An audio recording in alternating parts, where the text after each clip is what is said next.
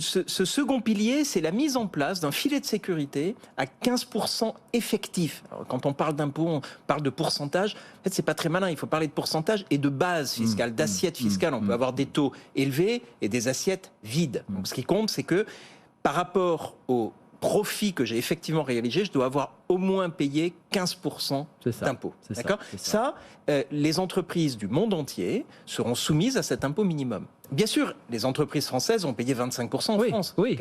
En revanche, jusqu'à présent, quand elles étaient à l'étranger, elles pouvaient être à 0, 1, 2. Elles seront au moins à 15%. Les Françaises, mais aussi les Américaines et toutes les entreprises du monde. Donc l'Europe agit.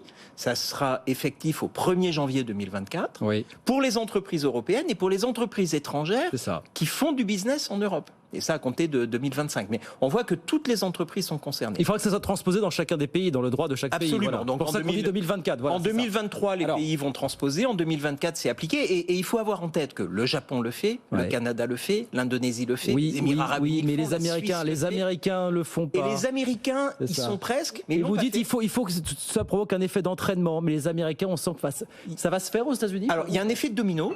Si les Européens le font, et que les Américains ne le font pas, en fait, les Américains vont prendre les exonérations fiscales aux États-Unis. Donc les États-Unis, soit ils bougent et ils récupèrent l'impôt, soit ils bougent pas, mais quelqu'un d'autre le prendra. Et c'est pour ça qu'il y a un effet de domino. C'est ça l'effet d'entraînement, c'est qu'il faut suivre. Il faut suivre, et si un pays ne bouge pas, c'est les autres qui prennent son exonération. Ce qui oblige les paradis fiscaux à bouger. Ils n'aiment pas ce qu'on a fait.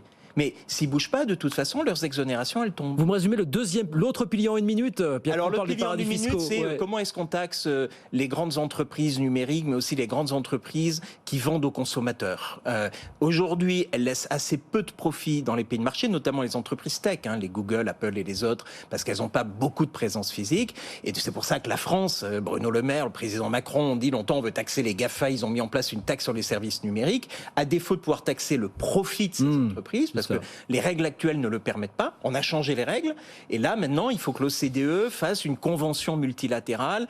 Et il faudra que les États-Unis la ratifient. On n'y est pas encore. Les travaux sont en cours. Mais on a en quelque sorte pacifié les relations fiscales et commerciales. Je ne sais pas si vous vous souvenez, mais en 2019, quand la France a mis sa taxe sur les services numériques, les États-Unis ont dit on va prendre la même chose sur le vin et sur les sacs à main. Donc des tensions commerciales, on y a mis fin. Il faut espérer que tout ça se transpose. Ça va prendre un peu plus de temps.